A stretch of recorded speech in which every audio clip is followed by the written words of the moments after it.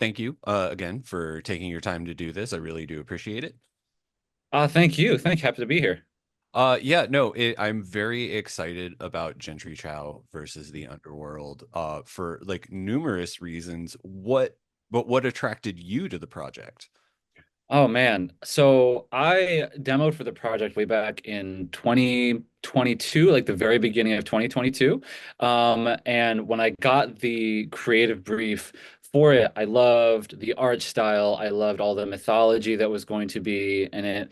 And they were asking initially for songwriters. So I actually auditioned just to be the songwriter first. And I had been producing songs for myself, sort of just like on the side, is just like this thing that I was doing for fun and doing like the films and TV scoring as the primary thing.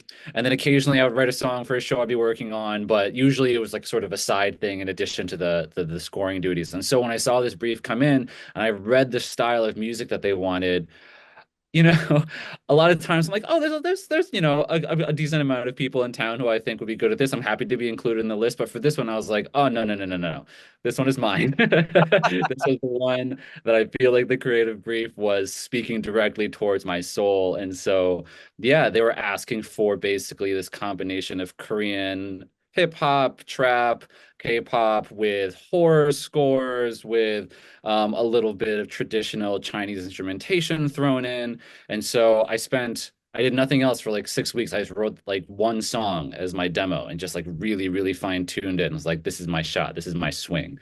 And I was so happy with the demo when I sent it out and it got a positive response. I was just ecstatic. Yeah, and I mean, like the first release we had of anything from this project was the trailer, which features KATSEYE's Flame, which Mhm. is a song you wrote and produced. Did that come out of the song that you demoed for them, or was that from a different perspective?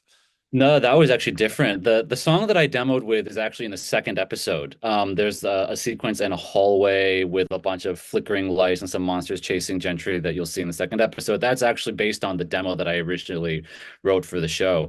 The theme song was a much more drawn out process. I actually wrote four different ones over the course of a couple of years, and just trying to find the right vibe. I was already pretty deep in the scoring duties, and we had a good idea of what the score was going to sound like. We'd written, maybe half a dozen songs or more for the show, and so we were we were really ready to figure out what the theme song was going to be. And we just tried different tempos and different vibes. There was one that was a little more sing-songy. There was one that was a little more of like an R&B vibe. And it just like we didn't really feel like we were hitting it until I wrote Flame and played it for Echo, the showrunner. The initial demos all had my vocals on them. And so I'm always just like, imagine a girl group. Let's not imagine me. Let's imagine somebody with a bit more sass and a little bit more attitude delivering on these lines. Um, and yeah, what's funny is you will hear an old version of one of the theme songs being sung by a character who's in the shower. He's just like humming to himself. And we thought, oh, it'd be really funny if he was singing the theme song, right? But then that was a theme song that was eventually axed, but it was too late. And so we just left it in. So it's just something for us on the show. And now people who have heard this to hear in the show. That's so fantastic. Like the cast of this show is amazing, and it seems like you get to work on projects that really have like these amazing, Mm. like both people in front of the camera but behind the camera as well. Like how do you adapt your styles for so many different projects, especially like in recent years? It seems that you've gotten to really swing for the fences in terms of genre. Yeah, thanks. Yeah, a couple years ago, yeah, I did a drama with focus features called Spoiler Alert. And this past year, I did a little bit of American Horror Stories work, and I have Gentry now. I have a documentary coming out probably next year. That's a very kind of ambient electronic thing, and I feel like the biggest thing for me is just really listening and making myself very open to what the filmmaker wants. And also not pigeonholing myself in any way, not feeling like I have to go to a set of easy skills that I've learned over the years, always trying to do something new, never really sitting on the same template of sounds and reusing them. And so with Michael Showalter, for example, I've done a few projects with him at this point. He is always very open and generous and wants to hear what my ideas are going to be and always wants me to be as weird as I can, you know? And so for his projects, it's a lot of throwing paint at the wall and experimentation and just a lot of like late night texts with him, just sort of seeing what's going to work. And so like that is sort of the style that we work together. That's how we work together. That's our style of working together. And then for something like Gentry, with Echo as the showrunner and Ali Wong being the executive producer, it was being very specific in the styles that they wanted, in the influences that they wanted to be in the show. And so that was, you know, reading their creative briefs really closely whenever I'm talking with Echo, taking really, really extensive notes and then doing a lot of research. You know, one of the really fun things about working on so many different projects that are asking so many different things of me is that I get to go down really, really deep rabbit holes. Just like, and for Gentry, for years at a time. Because I was working on Gentry for almost 3 years before we're coming out now. And so that was very much like, I'm going to listen to every current K-pop release. I am going to listen to every current horror score. I'm going to go on YouTube, click holes of Buddhist ceremonies and Beijing opera performances, and just sort of pick and choose the pieces that I think are going to start working together, and then just start mixing them in a pot and seeing what comes out. So I think it's just like, you know, reading, listening, going on deep research that really helps me jump from one genre to the other, but still feel like I'm bringing something new to the table every time. I mean, it has to be weird for you to have something like I'm specifically thinking of like the bro chant that you did for How I Met Your Mother, which was like a dozen years ago. Like just have this amazing life. Like I was when I was doing research for this project, like I found like Reddit posts from like over a decade ago where people are like, "Where can I find this song?" And they uh, like how is it like having something just sort of like an odd one-off be Yeah, sort of like the thing that like regular people know you for as opposed to like film score nerds like me. yeah. um y- what's that like? That was such a weird one because I was working as an assistant at the time on How I Met Your Mother for the lead composer John Swihart, and I'd been with him for a couple of years at that point, and the crew on How I Met Your Mother, Craig Thomas, Carter Bays particularly, sort of knew what my skill set was, knew that I was a singer. They didn't know that I actually used to sing in a very traditional high Episcopalian choir in my early 20s, and so I've sung a lot of Gregorian chant. I have a lot of experience in that. And so they just wrote this joke into a script that a chant needed to be sung on bro behind the ceremony that Barney was doing. And so my boss John was just like, "Can you do this? I can't do this." I was like, "Yeah, yeah, yeah, I can do this. This is in the wheelhouse." And so I did it. And then just like, you know, we had no plans for a soundtrack release at that point. I was like, "Oh, it's gonna air. It'll have its little moment on CBS, and then it'll be gone." But when it all got put out on an album and it all got put out on Spotify, and I would log into my artist page every now and then. That track is just like killing it. Like it's every time like log in, it's a surprise. I'm like, that's still people are still pulling this and like playing it, and I'm just wondering like, where are they playing it? Like, are they just playing it for fun? Is it like a frat boy ceremonies where they're like trying to like initiate their new members and they're playing this in the background? I don't know, but it's funny to have something that's in this pop lexicon that had such a winding impact. If I hadn't sung in that choir in my early 20s and then worked on How I Met Your Mother as an assistant, like I don't like that track wouldn't exist. It's a funny winding road that leads to its existence. No, so this new project is not like sort of the first animated series you've worked on. And I find it hilarious that like the Disney show Star versus the Forces of Evil is also like a name versus thing. Um, but like a very different tone. Like how does scoring for animation differ for you versus scoring for live action? Because I have to imagine that there's a much longer prep process and probably a much longer after you're done, you're not quite done process. Yes, both of those things are true. Yeah, especially both Star and Gentry. I had to write songs, especially on Gentry, but also for a little bit for Star. I had to write songs. And when you write songs for animation, you got to write them before they start animated. You got to write them before the animatic process. And so I'm writing just to scripts. I have very little visual information to go on. With Gentry, for example, the majority of the songs were written before animation even started. And so I was just given scripts and then little brief descriptions in the scripts of where a song would probably go.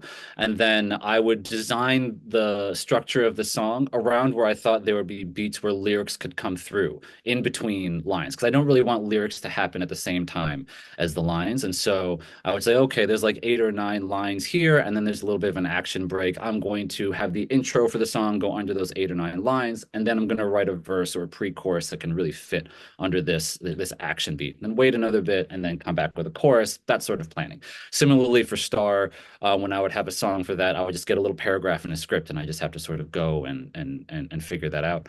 And then I leave those songs for a long time as the show gets animated. I don't think or hear about them for months while somebody's animating to it either locally or in Korea, where both of those shows were animated. And then I get the animation back, and there's always some sort of change that I need to make to the song.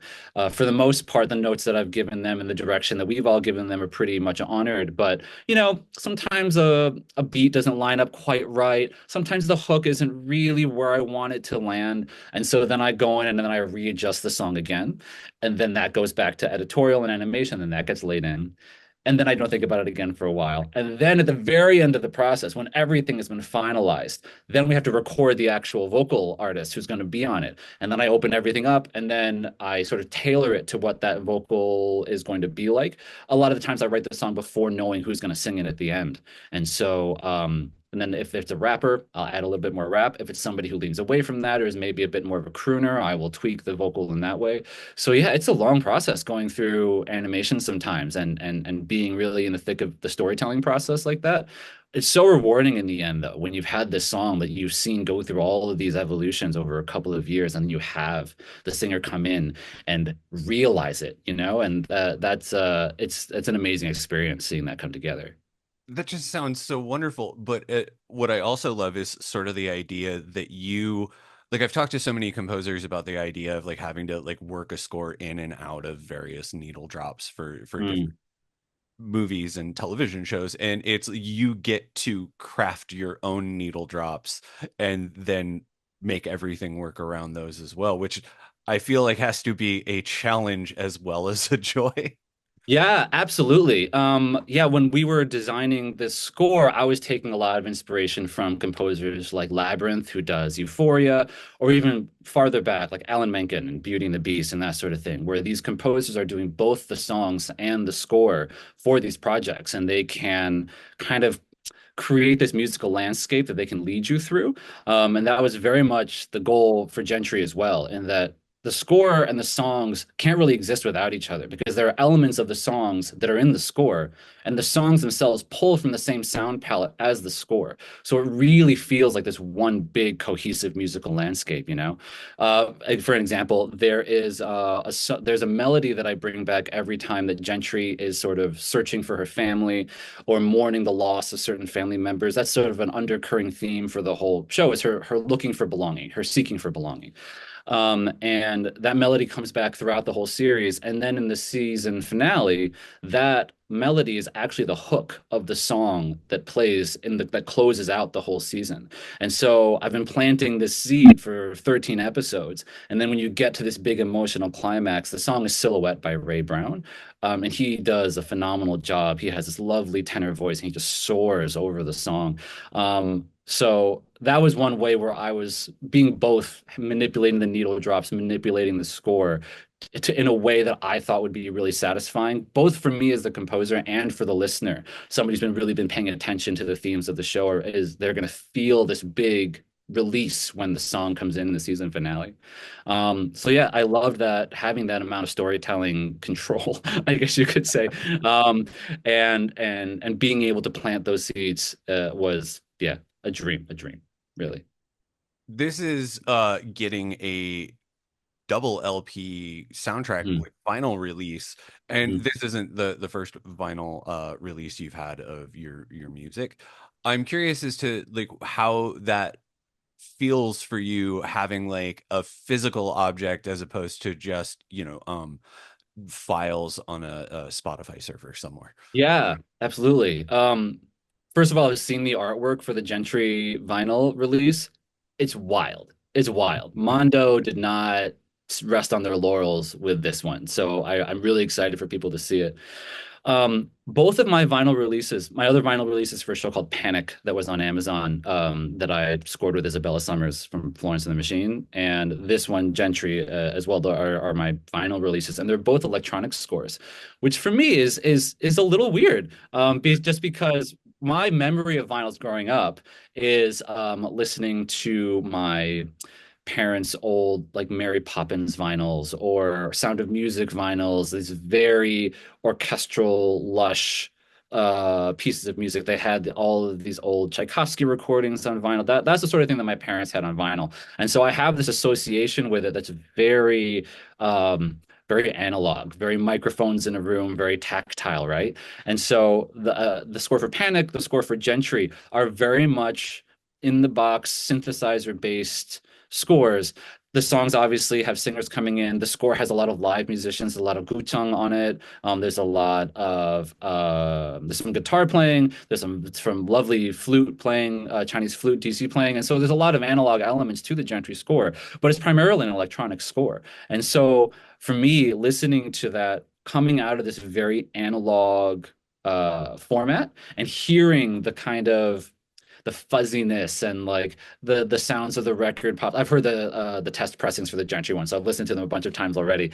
And hearing the sort of imperfections that come in, like a little bit of wobble, because my player is not like 100%. It adds a whole new dimension to what I thought the music was before. And I had this feeling when the Panic one came out as well, in that it's taking this very synthesized sound and it is wrapping it in this really warm analog blanket. And I love it. It's just like these things exist to me in this room, in this studio that I'm sitting in now, with the sound treatments that are in this room, with my very tuned speakers and that sort of thing. And so hearing it come in this format that I associate with my childhood is really mind-bending. That's the best perspective I've heard on a vinyl record ever. This is coming out on December 6th, is when December it 5th. December 5th, I'm sorry. Yes. When it hits Netflix. Um I know everyone always has projects that they're in the works with that you may or may not be able to discuss. Are there any other projects coming out in the coming year that you can talk about? Let me see. I'm working on a couple of documentary projects with the director Ting Pu, who did the Val Kilmer documentary that came out a couple of years ago. I was very excited to get the opportunity to work with her. I think that Val documentary is one of the best that's come out in the last decade, you know. And so we have two projects that should be coming out. I don't know when. One is finishing up now, one is completed. And both of those documentary projects I think are really exciting. And I think when they come out, people will really find new dimensions to the subject matter. And then I am on the second season of My Life with the Walter Boys, the Netflix drama that premiered last year and did really well. And so I just started the second season of that. And so, as a musician, as a composer, I'm always grateful just to be working, but I'm working on projects that I really love right now. And as you said, they're really diverse. You know, the music for My Life with the Walter Boys is very indie pop, a little bit of lo-fi action, and there's a lot more guitar playing. The show takes place in Colorado, so I bring in a lot of country and folk elements into it. And so yeah, being able to jump from something like Gentry that is very hard hitting and very horror based to go into something like Walter Boys that maybe has me sitting in my feelings a little bit more hushed tones. Keeps things fresh.